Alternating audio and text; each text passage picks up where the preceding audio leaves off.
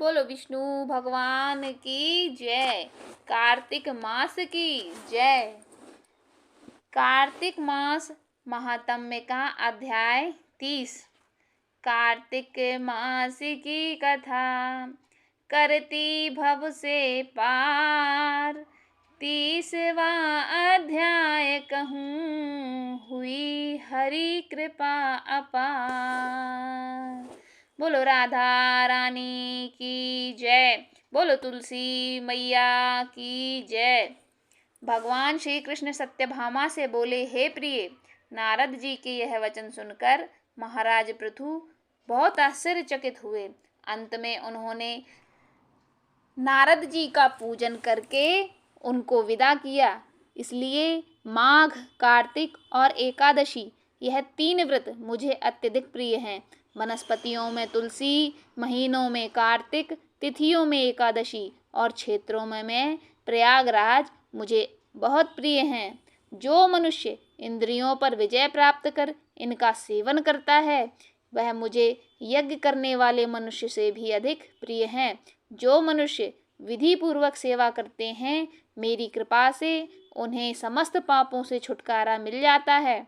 भगवान श्री कृष्ण के वचन सुनकर सत्यभामा ने कहा, हे प्रभु, आपने बहुत ही अद्भुत बात कही है कि दूसरे के लिए पुण्य के फल से कलह की मुक्ति हो गई। यह प्रभावशाली कार्तिक मास आपको अधिक प्रिय है, जिससे पतिद्रोह का पाप केवल मनुष्य के पुण्य से ही नष्ट हो गया। दूसरे मनुष्य द्वारा किया हुआ पुण्य उसे देने को किस प्रकार मिल जाता है, यह आप मुझे बताने की कृपा करें। श्री कृष्ण बोले, हे प्रिय, जिस कर्म द्वारा बिना दिया हुआ पुण्य और पाप मिलता है उसे ध्यान पूर्वक सुनो। सतयुग में देश, ग्राम तथा कुलों को दिया पुण्य या पाप मिलता था। कलयुग में केवल कर्ता को ही पाप तथा पुण्य का फल भोगना पड़ता है। संसर्ग न करने पर भी वह व्यवस्था की गई है और संसर्ग से पाप व पुण्य दूसरों को मिलते हैं, उसकी व्यवस्था भी सुनो। पढ़ाना, यज्ञ कराना और एक साथ भोजन करने से पाप पुण्य का आधा फल मिलता है।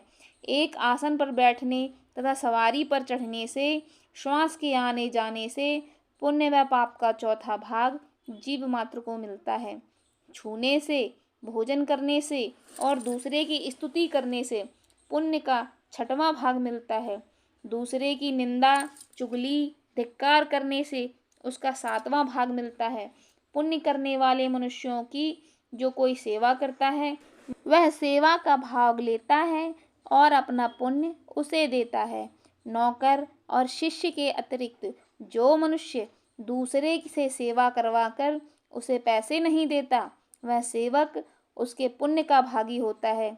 जो व्यक्ति पंक्ति में बैठे हुए भोजन करने वालों की पत्तल लांघता है वह उसे अपने पुण्य का 6वां भाग देता है।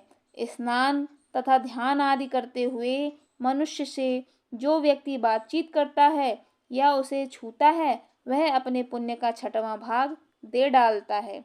जो मनुष्य धर्म के कार्य के लिए दूसरों से धन मांगता है वह पुण्य का भागी होता है। ठीक उसी प्रकार जिस प्रकार की दान करने वाला पुण्य का भागी होता है। जो मनुष्य धर्म का उपदेश करता है और उसके बाद सुनने वाले से याचना करता है वह अपने पुण्य का 6वां भाग उसे दे देता है। जो मनुष्य दूसरों का धन चुराकर उसे धर्म करता है वह चोरी का फल भोगता है और शीघ्र ही निर्धन हो जाता है।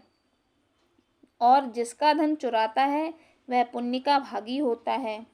बिना ऋण उतारे जो मनुष्य मृत्यु को प्राप्त होता है उसको ऋण देने वाले सज्जन पुरुष पुण्य के भागी होते हैं।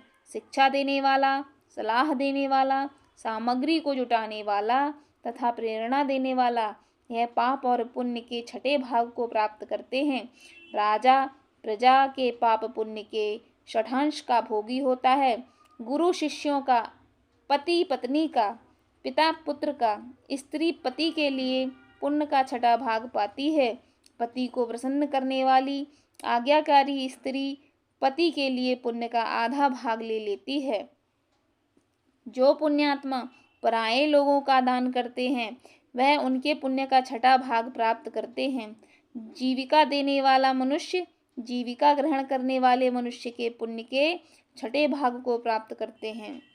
इस प्रकार दूसरों के लिए पुण्य अथवा पाप बिना दिए भी दूसरों को मिल सकते हैं, किंतु यह नियम जो मैंने बतलाए हैं ये कलयुग में लागू नहीं होते। कलयुग में तो केवल कर्ता को ही अपने पुण्य और पाप भोगने पड़ते हैं। इस संबंध में एक बड़ा पुराना इतिहास है जो पवित्र भी है और बुद्धि प्रदान करने वाला कहा जाता है। उसे ध्यानपूर्वक सुनो। यह इतिहास आपको 31वें अध्याय में बताया जाएगा। 30वें अध्याय में दी गई जानकारी आपको कैसी लगी? अगर आपको यह पसंद आई हो तो प्लीज़ इस चैनल को लाइक कर दीजिए और आगे की वीडियो पाने के लिए बेल आइकन को भी ज़रूर दबाइए। धन्यवाद।